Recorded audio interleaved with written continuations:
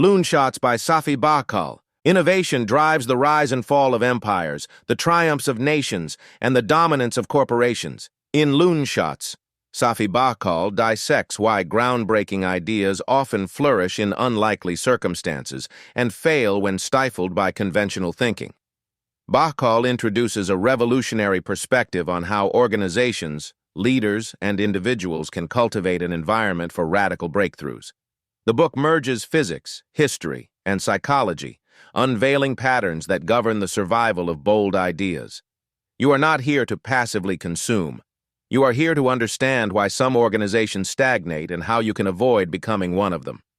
Bahcall's core metaphor, drawn from phase transitions in physics, challenges you to rethink how groups balance their focus between bold, high-risk ideas, loonshots, and practical execution.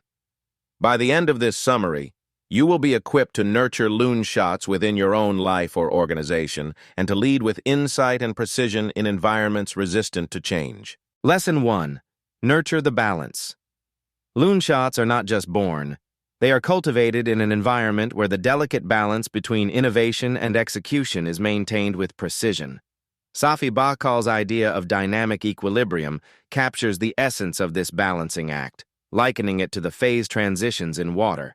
Ice appears solid, but even in its rigid state, molecular activity continues beneath the surface. This interplay between order and motion mirrors the dual forces at work in any organization. Innovation demands freedom to explore uncharted territory, while execution requires the discipline to deliver results. If one overpowers the other, the organization risks stagnation or chaos. Your role is to master this equilibrium, creating a structure where creativity and discipline coexist and feed off one another. Consider Bell Labs, a prime example of dynamic equilibrium in action. Its structure allowed scientists to experiment with wild ideas like the transistor and the laser, which redefined industries. Bell Labs fostered an ecosystem where researchers could focus on groundbreaking work without the constant pressure of immediate results. At the same time, these innovations were methodically funneled into production pipelines that brought them to market. The balance wasn't accidental, it was deliberate. Leadership understood that without a structure to protect loonshots, even the best ideas would wither. This contrasts sharply with the story of Kodak. Once a giant in photography, Kodak's rigid adherence to execution stifled innovation. It failed to invest seriously in its digital photography loonshots, even though its engineers were among the first to pioneer the technology. By the time Kodak realized its mistake, competitors like Canon and Sony had seized the market, leaving Kodak obsolete. Kodak's downfall was not the absence of ideas, but the inability to balance innovation with execution. This struggle to maintain balance isn't limited to corporations. Governments, too, must navigate this dynamic equilibrium. During the Manhattan Project, the U.S. military created an environment where scientists could focus solely on theoretical breakthroughs without being dragged into operational details. The result was a leap forward in nuclear technology. Compare this to the Soviet Union's space program, which, despite its early successes, eventually faltered due to overly rigid control that suffocated creativity. These examples highlight a universal truth. When you fail to protect loonshots, you risk falling behind. Bahcall's insights resonate with those found in The Innovator's Dilemma by Clayton Christensen, which explores why successful companies often fail to innovate. Christensen argues that organizations overly focused on their core competencies neglect disruptive technologies until it is too late. Both Bahcall and Christensen emphasize that balance is not a luxury, but a survival skill. Execution without innovation breeds irrelevance, and innovation without execution breeds failure. Look also to films like The Social Network, which dramatizes the early days of Facebook. The company's success hinged on its ability to balance Mark Zuckerberg's bold ideas with Sheryl Sandberg's disciplined approach to scaling the business. Without this partnership, Facebook might have remained a college novelty instead of becoming a global phenomenon. Your challenge as a leader is to avoid extremes. Too much control smothers creativity, while too much chaos leads to fragmentation. You must design systems that protect loonshots from being prematurely judged or rejected while ensuring these ideas remain tethered to real-world applications. Create separate spaces for exploration and execution, but facilitate constant communication between the two.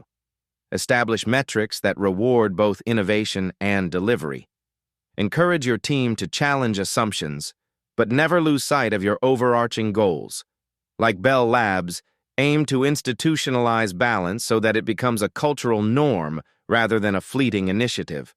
Your takeaway is clear. Balance is not static, and achieving it requires ongoing vigilance.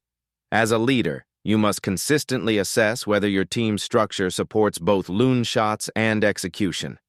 Protect the dreamers, guide the doers, and foster an environment where both can thrive. Master this balance, and you will unlock the potential for breakthroughs that redefine the future. Lesson 2. Embrace phase separation. Phase separation is not merely a management tool. It is a principle that defines whether groundbreaking ideas live or die.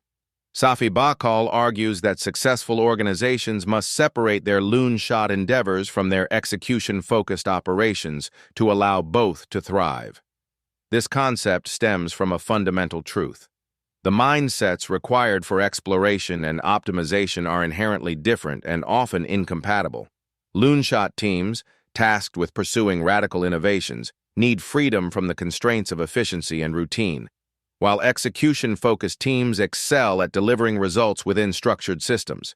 If these two forces are forced to coexist without boundaries, the immediate priorities of the execution teams will inevitably suffocate the longer-term aspirations of the loonshots.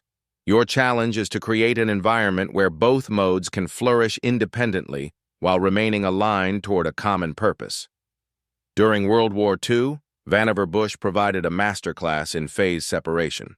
Recognizing that the U.S. military's traditional bureaucracy could not accommodate the kind of high-risk, high-reward experimentation needed to win the war, Bush established a separate entity, the Office of Scientific Research and Development, OSRD.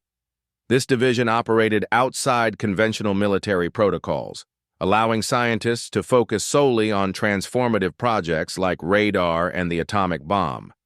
Because of this deliberate separation, the OSRD achieved innovations that changed the trajectory of the war. Bush's model was effective because it shielded the loonshot teams from the suffocating demands of operational efficiency while maintaining a clear connection to the military's overall objectives.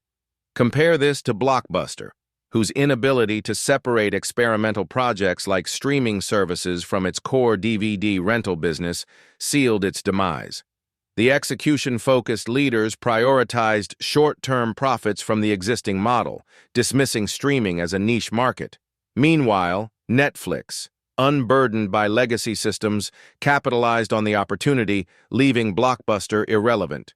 This principle extends beyond organizations and into personal and societal contexts. In science, phase separation has been the catalyst for some of history's greatest discoveries. Think of Thomas Edison, whose Menlo Park laboratory functioned as a hub for loonshots. Edison and his team operated in an isolated environment free from external pressures, enabling them to focus on inventions like the phonograph and the electric light. Similarly, the Apollo program's early successes came from NASA's ability to maintain a separation between its visionary projects and its more grounded, day-to-day operations. However, this balance became harder to sustain in subsequent decades as the agency grew increasingly mired in bureaucratic inertia, slowing the pace of innovation. This lesson also finds echoes in literature like Range by David Epstein, which explores how broad experimentation and specialization can coexist to produce breakthroughs. Epstein argues that those who maintain flexibility in their exploration phase often outperform those who focus too narrowly on execution. This aligns with Bahcall's insistence on shielding loonshots from the short-term demands of specialized teams while maintaining a link to overarching goals. A parallel can also be drawn from the film Moneyball, which showcases how Billy Beane's radical approach to baseball analytics succeeded because it was given room to develop outside traditional scouting systems. The Oakland A's separated the innovation of data-driven player evaluation from the entrenched culture of baseball scouting, leading to a competitive edge. Your role as a leader is to deliberately carve out these spaces for Loonshots to thrive. Shield your experimental teams from the gravitational pull of immediate results, but don't let them float aimlessly. Maintain a clear channel of communication between the Loonshot teams and the execution-focused parts of your organization. This duality must not become an internal war. Instead, it should act as a symbiotic relationship where Loonshots inject fresh energy and vision, and execution ensures those ideas are transformed into reality. Establish clear boundaries and accountability, but also ensure that Loonshot teams are deeply connected to the larger mission. Your takeaway is uncompromising. Protect Loonshots from being crushed by the weight of short-term demands, but don't let them drift too far from organizational goals. Embrace phase separation as a tool for balancing the radical and the practical. The survival of innovation in your organization depends on your ability to master this dynamic. Separate to innovate, but align to succeed. Lesson 3. Love your misfits. Misfits are not liabilities. They are the source of your most groundbreaking ideas. The history of innovation proves that those who defy norms, think differently, or refuse to conform are often the ones who push humanity forward. These individuals do not fit neatly into traditional roles, but their unique perspectives allow them to see opportunities others overlook. Safi Bahcall highlights Alexander Fleming's discovery of penicillin as a perfect example. Fleming's breakthrough came from what most would have dismissed as a failed experiment, a mold-contaminated petri dish. His unorthodox thinking, combined with his persistence, led to one of the most significant medical advances in history. Yet, the scientific community initially ignored his findings until others, recognizing their potential, championed his work. Without support, his discovery might have faded into obscurity. Your job as a leader is to ensure that the misfits in your organization are not dismissed but nurtured and empowered. Another misfit who changed the world is Steve Wozniak. While working an uninspiring job at Hewlett-Packard, he poured his creativity into designing the first Apple computer. His approach was unconventional, his methods unorthodox, but the result was revolutionary. Apple's eventual success depended on the fusion of Wozniak's technical genius and Steve Jobs' marketing vision. Had Wozniak's quirks been stifled by corporate rigidity, the personal computer revolution might have been delayed or taken a completely different path. This pattern is not unique to technology. Throughout history, the greatest advances have come from those who dared to deviate from established norms. Albert Einstein, whose revolutionary theories reshaped physics, was once dismissed as a daydreaming misfit. J.K. Rowling, whose Harry Potter series redefined modern literature, was rejected by multiple publishers before finding a champion who believed in her vision. Misfits often work in the shadows, but their contributions, when recognized and supported, can reshape the world. The misfit archetype also appears in pop culture, such as in Dead Poets Society, where the unorthodox English teacher John Keating inspires his students to challenge societal expectations and think for themselves. His methods were untraditional, and the system rejected him, but his influence on his students transformed their lives. The film underscores an essential truth. Systems often resist misfits, but the misfits are the ones who inspire transformation. Similarly, in Hidden Figures, the story of Katherine Johnson and her colleagues at NASA demonstrates how misfits, those overlooked because of race or gender, can drive extraordinary innovation when given the opportunity to thrive.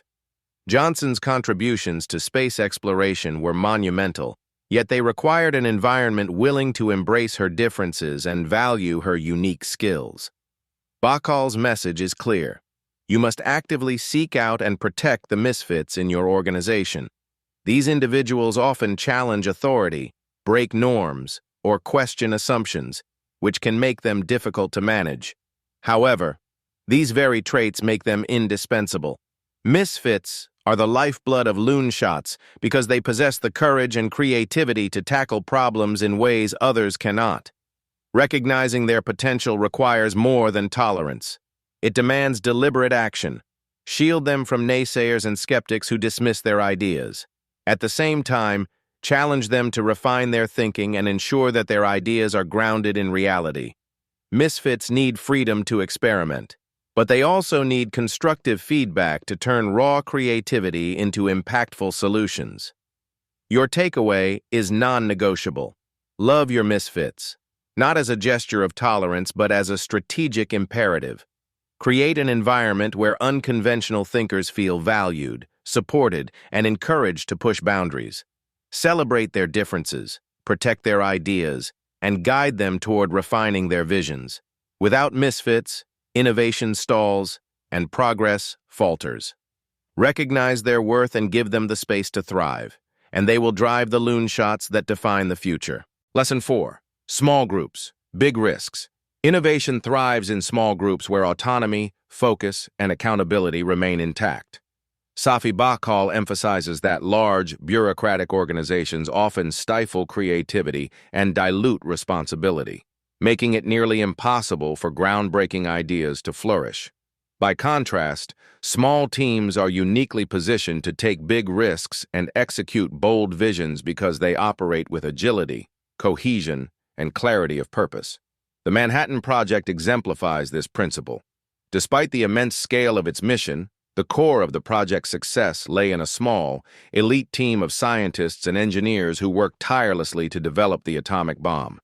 Operating outside traditional military hierarchies and shielded from bureaucratic distractions, these teams had the freedom to innovate while maintaining a laser focus on their goals.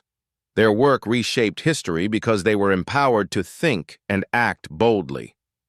This stands in stark contrast to the story of Xerox PARC, which also housed small teams of brilliant innovators but failed to capitalize on their revolutionary work. At PARC, researchers developed groundbreaking technologies like the graphical user interface, Ethernet, and laser printing. However, these innovations were not embraced by Xerox's broader organization, which was entrenched in its legacy business of photocopiers. Without the necessary support and autonomy to push these ideas forward, PARC's contributions became the foundation for other companies' success, most notably Apple, which incorporated the graphical user interface into its Macintosh computers. The lesson here is clear. While small teams have the potential to produce revolutionary ideas, they must also be empowered and supported by their organization to bring those ideas to fruition. History provides further evidence of the power of small groups taking big risks. In the early days of space exploration, the team behind the Apollo program's lunar landing achieved what seemed impossible. The program's success depended on the synergy of focused, tightly knit groups who were free to innovate while remaining aligned with the mission's larger goals. Contrast this with NASA's later struggles to maintain momentum in its projects, often bogged down by layers of bureaucracy and competing priorities. Similarly, consider the early days of Pixar, before becoming a household name. Pixar relied on a small team of creative and technical geniuses who were given the autonomy to experiment with computer-generated animation. Their bold risks paid off with the release of Toy Story, a film that revolutionized the animation industry and set the standard for future successes. Bahcall's insights align with themes explored in Team of Teams by General Stanley McChrystal, which highlights how smaller, decentralized groups outmaneuver larger, more rigid organizations in complex environments. McChrystal's experience leading military operations demonstrated that agility, trust, and cohesion within small teams can achieve results that large bureaucracies cannot replicate. The same principle applies to startups, which often outperform established corporations in driving innovation because they are unencumbered by bureaucratic constraints. Look at the story of Airbnb's founding, where a small group of co-founders took a seemingly absurd idea, renting air mattresses in strangers' homes, and turned it into a global phenomenon. Their ability to take risks, adapt quickly, and maintain a shared vision was only possible because they operated as a small, cohesive unit. Your task as a leader is to deliberately limit the size of your Loonshot teams and grant them the autonomy to take risks. Large groups, while useful for scaling operations, dilute creativity and accountability. When responsibility is spread too thin, no one feels ownership, and bold ideas are watered down. Protect your small teams by shielding them from unnecessary oversight and fostering an environment where failure is treated as a learning opportunity rather than a liability. At the same time, connect them to the broader organization's mission to ensure their work contributes to long-term success.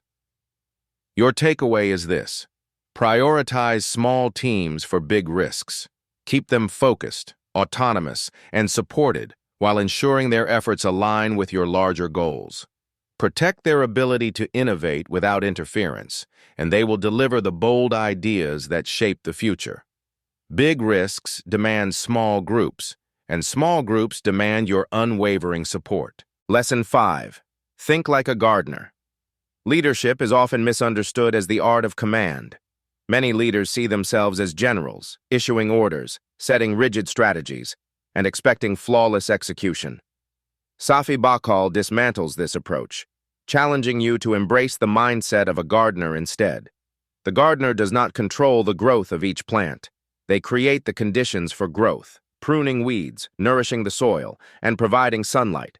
This is how Loonshots, radical, high-risk ideas thrive. Your job is not to micromanage or dictate outcomes, but to cultivate an environment where innovation can flourish naturally. Edwin Land, the founder of Polaroid, exemplified this approach. He built a culture where employees felt empowered to experiment and take risks. Land didn't just tolerate creative freedom, he actively nurtured it. Yet, this freedom was not aimless.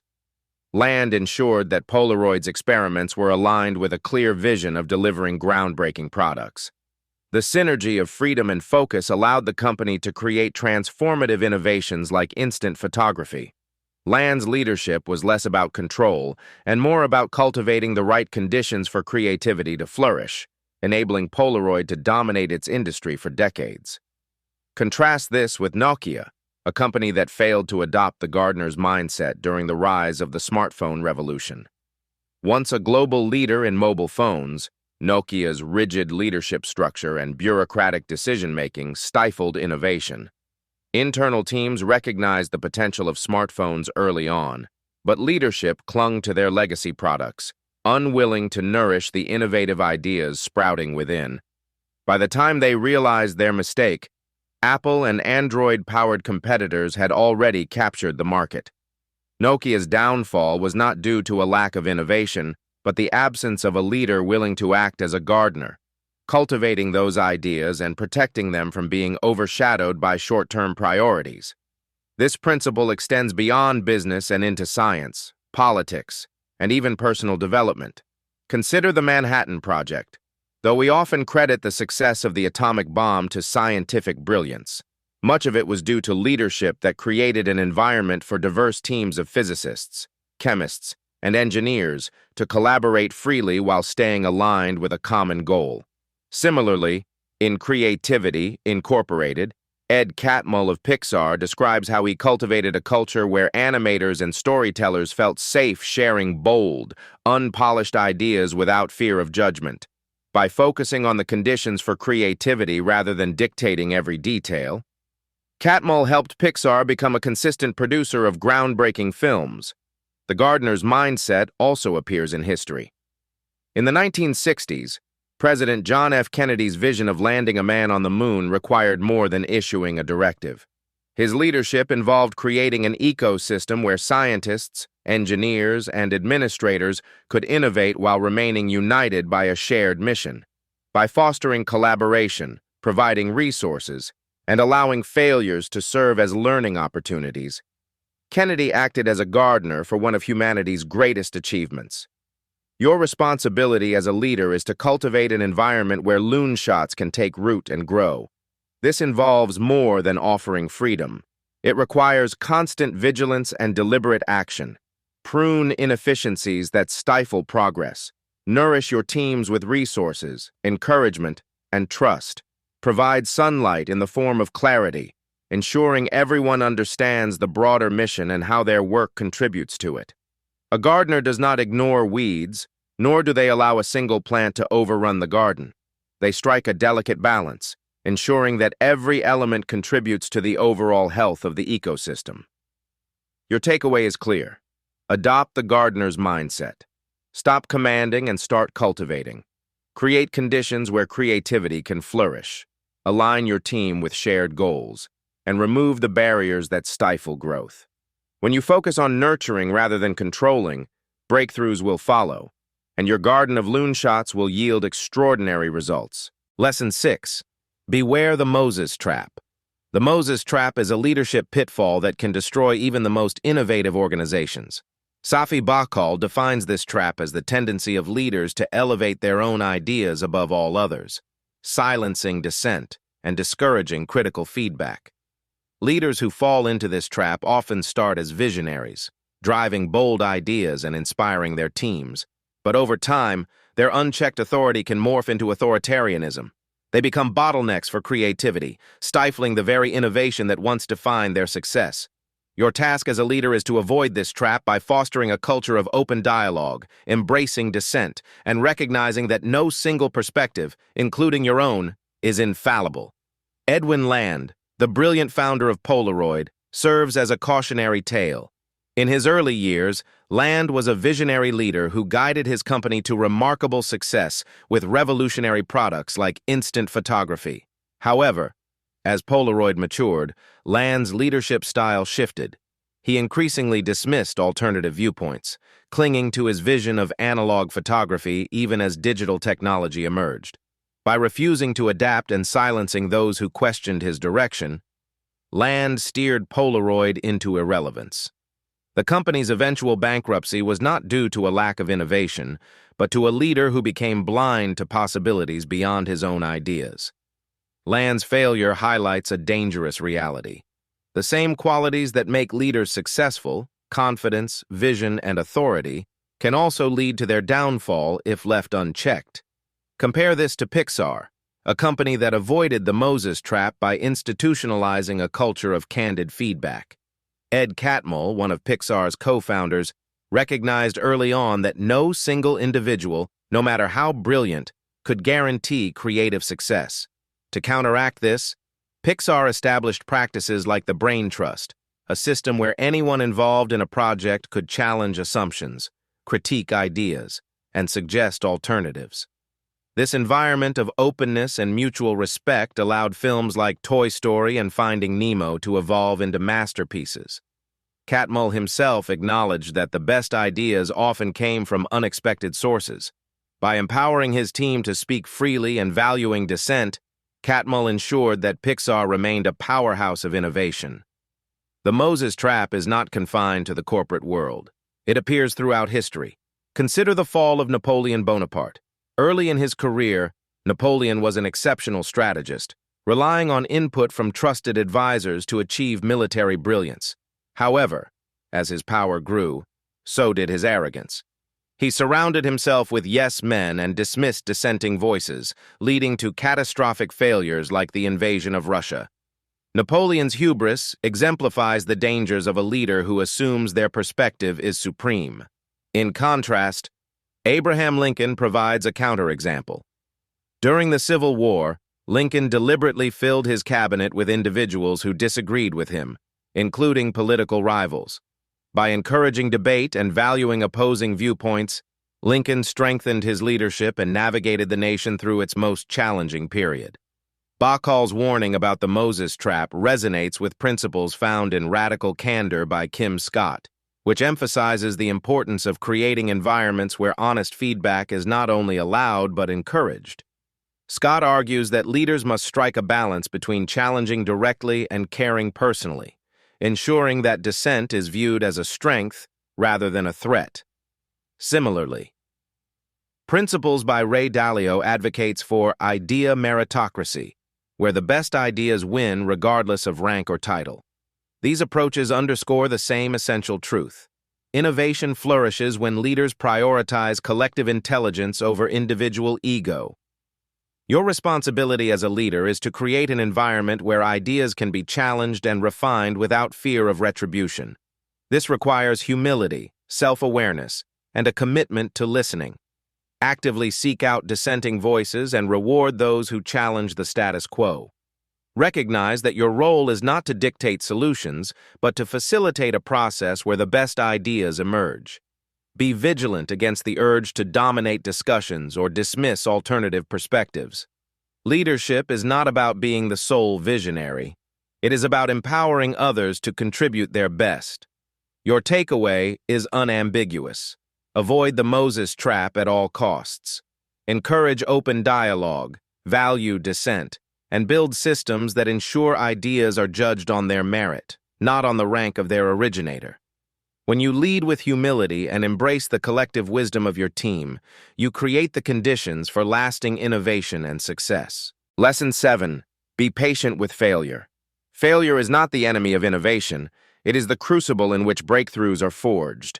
Every loonshot begins as a fragile, improbable experiment, and setbacks are inevitable. Safi Bahcall reminds you that patience in the face of failure is the hallmark of any successful endeavor. Without this patience, groundbreaking ideas falter, and teams retreat into the safety of mediocrity. True leadership lies in creating a culture where failure is not feared but embraced as a vital part of the journey toward success. The story of Pan Am's transoceanic flights is a testament to the necessity of persistence. In its early years, Pan Am's bold vision of connecting continents by air faced ridicule and financial strain. Many doubted the feasibility of long-haul flights across vast oceans, and the company endured significant setbacks as it struggled to pioneer this new era of travel. However, Pan Am's leadership refused to abandon their loonshot. They learned from every failure, refining their aircraft, logistics, and strategies. Their perseverance paid off, transforming global travel and setting the stage for the interconnected world we know today. Without patience, Pan Am would have succumbed to the criticism and challenges that threatened to derail their vision. NASA's Apollo program provides another powerful example of resilience in the face of failure. The Apollo 1 tragedy, in which 3 astronauts lost their lives during a pre-flight test, was a devastating blow.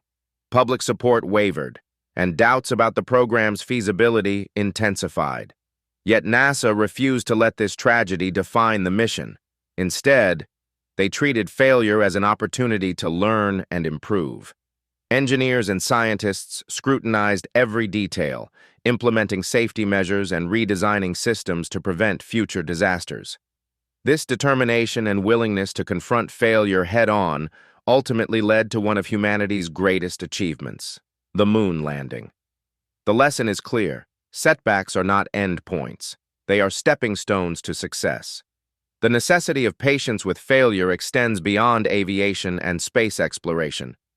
In The Wright Brothers by David McCullough, the story of Orville and Wilbur Wright's relentless pursuit of flight highlights the power of persistence.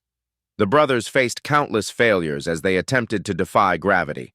Their experiments with early prototypes were riddled with crashes and mechanical flaws, yet they approached each failure as an opportunity to refine their designs. Their patience and refusal to abandon their vision culminated in the first successful powered flight, forever changing the course of human history. Their story underscores a critical truth. The only true failure is the decision to give up. Business offers its own lessons in the importance of patience with failure. Consider the story of Amazon, a company that endured years of financial losses and skepticism in its quest to dominate e-commerce. Jeff Bezos understood that failure was an integral part of innovation, famously stating, "If you're going to take bold bets, they're going to be experiments. And if they're experiments, you don't know ahead of time if they're going to work." Amazon's willingness to fail and to learn from those failures enabled it to revolutionize retail, cloud computing, and countless other industries. Compare this to companies like Blockbuster, which feared failure so much that they refused to take the necessary risks to adapt, leading to their ultimate demise. Your role as a leader is to create a culture where failure is not stigmatized, but valued as a critical learning process. Encourage your teams to take calculated risks, and when setbacks occur, treat them as opportunities to grow. Avoid the temptation to react with frustration or impatience. Instead, ask what lessons can be extracted and how those lessons can inform future efforts. This requires more than tolerance. It demands active support for those willing to push boundaries. Provide your team with the resources, encouragement, and time to recover from failures and try again. Your takeaway is resolute. Failure is an inevitable part of the path to success, but it is not a stopping point. Embrace patience and push your teams to persist through setbacks. Cultivate a mindset that views mistakes as valuable lessons, and never let short-term pain deter you from pursuing long-term goals. When you approach failure with patience and determination, you lay the foundation for the breakthroughs that will define the future. Lesson 8. Incentives shape behavior. Even the most brilliant ideas will falter if the incentives guiding the people responsible for executing them are poorly designed. Safi Bahcall stresses that incentives are the invisible force steering behavior within organizations, determining whether individuals take bold risks or cling to the safety of mediocrity. The alignment or misalignment of these incentives can mean the difference between revolutionary breakthroughs and stagnation. As a leader, your ability to create a system of incentives that rewards exploration, persistence, and collaboration is critical to unlocking the full potential of Loonshots. The pharmaceutical industry in the 1990s offers a stark example of how misaligned incentives stifle innovation. Companies prioritized the development of blockbuster drugs, treatments that could generate massive revenues for common conditions, at the expense of experimental or niche treatments. The incentive structures in place rewarded immediate, high-return projects and punished longer-term, high-risk endeavors. This focus on short-term profitability created an environment where groundbreaking treatments for rare diseases or revolutionary medical approaches were often shelved. The industry sacrificed the potential for transformational innovation to pursue the safer, more predictable path of profitability. The result was a system that left critical opportunities for medical advancements unexplored. In sharp contrast, DARPA, the Defense Advanced Research Projects Agency, provides a blueprint for how well-designed incentives can fuel innovation. DARPA's structure encourages risk-taking and cross-disciplinary collaboration by rewarding bold, experimental projects, regardless of their immediate outcomes. This approach has yielded breakthroughs that transformed the modern world, including the Internet, GPS, and stealth technology. Unlike traditional organizations, DARPA does not punish failure but instead treats it as an expected and valuable part of the innovation process. By aligning its incentives with a mission to push the boundaries of science and technology, DARPA has created an environment where Loonshots thrive. The power of aligned incentives extends beyond government agencies and corporations. In Drive by Daniel Pink, the author explores the importance of intrinsic motivation, autonomy, mastery, and purpose in driving behavior. Pink's findings complement Bahcall's insights by emphasizing that incentives need to go beyond monetary rewards. When people feel that their work aligns with a meaningful mission, they are far more likely to take risks and persist through challenges. Consider how Elon Musk's companies, Tesla and SpaceX, have harnessed this principle. Employees are driven not just by salaries, but by a shared vision of transforming energy and space exploration. Musk's ability to align incentives with these ambitious missions has empowered his teams to tackle seemingly insurmountable challenges, from building affordable electric vehicles to achieving reusable rockets. Another illustrative example is found in the history of the Manhattan Project. Despite its military context, the project's leadership recognized the importance of aligning scientists' incentives with the mission's ambitious goals.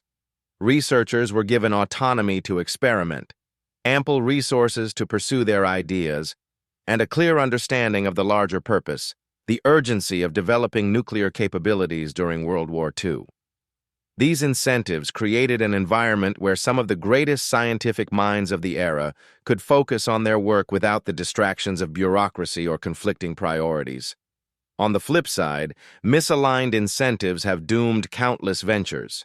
Kodak, for example, had the technology to pioneer digital photography but chose to suppress it to protect its profitable film business.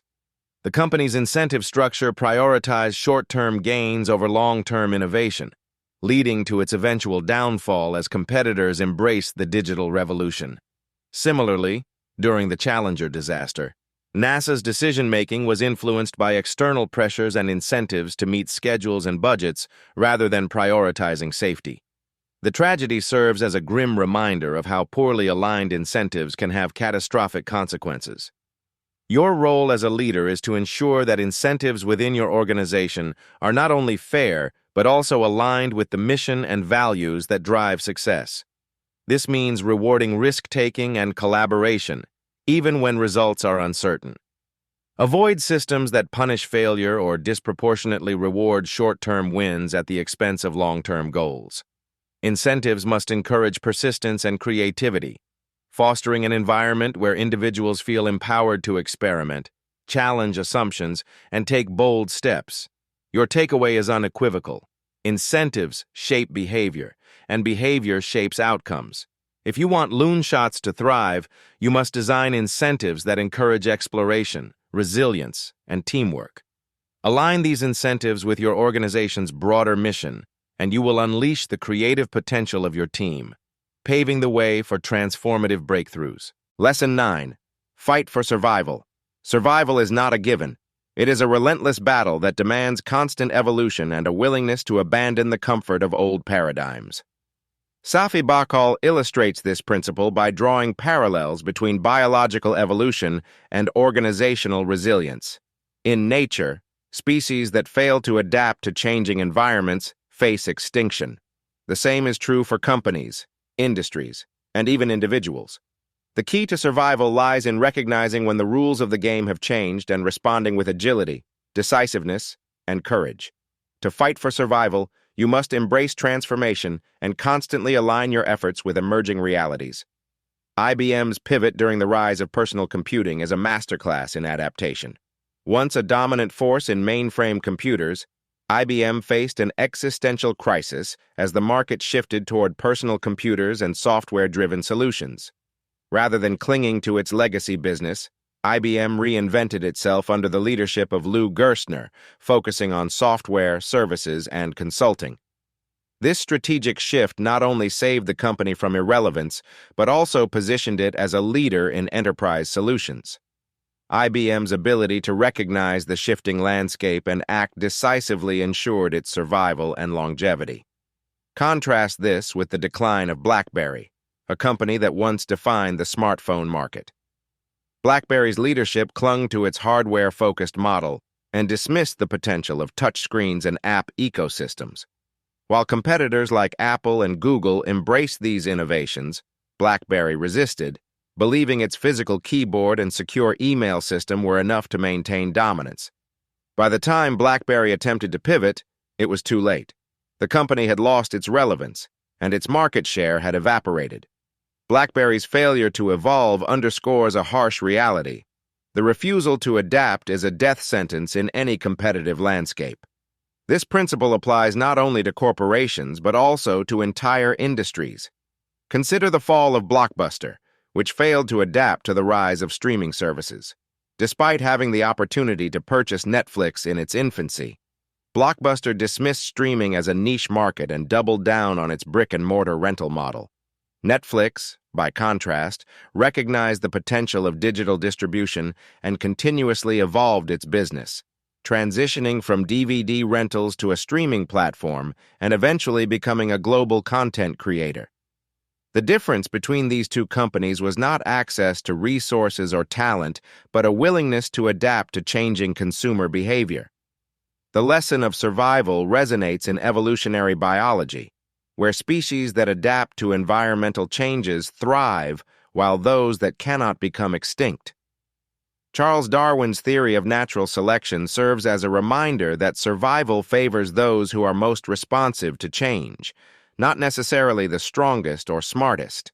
This idea echoes in The Innovator's Dilemma by Clayton Christensen, which explains why successful companies often fail to adapt to disruptive innovations. Success breeds complacency, and the reluctance to cannibalize one's own products in favor of newer models can lead to irrelevance.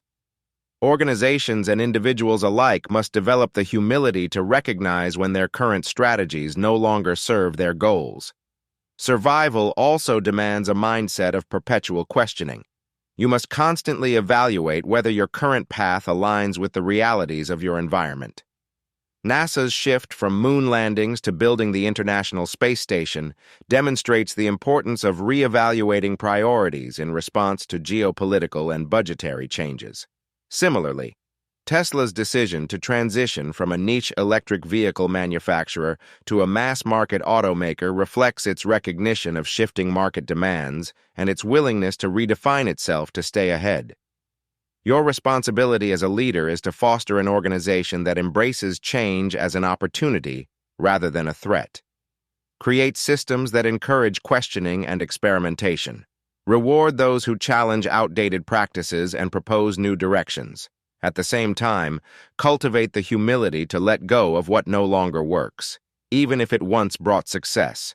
Survival requires courage, adaptability, and the constant willingness to evolve. Your takeaway is unyielding. Evolve or die. Question whether your current path aligns with future realities and have the courage to pivot when necessary. Adaptation is not a one-time event. It is a continuous process. Embrace the challenge of reinvention, and you will ensure that your organization not only survives, but thrives in an ever-changing world. Conclusion. Loonshots flourish when you create the conditions for innovation while grounding your team in practical execution. You must nurture balance, protect Loonshot teams, empower misfits, and incentivize risk-taking. Avoid the pitfalls of arrogance, stagnation, and short-term thinking. Bahcall's insights resonate with the principles in books like The Innovator's Dilemma by Clayton Christensen and Thinking in Bets by Annie Duke. Both emphasize the power of calculated risks and adaptive thinking. Your final takeaway is to embrace the paradox of Loonshots. They require both chaos and order, both patience and urgency. Build systems that nurture breakthroughs, and you will transform ideas into world-changing realities. The end.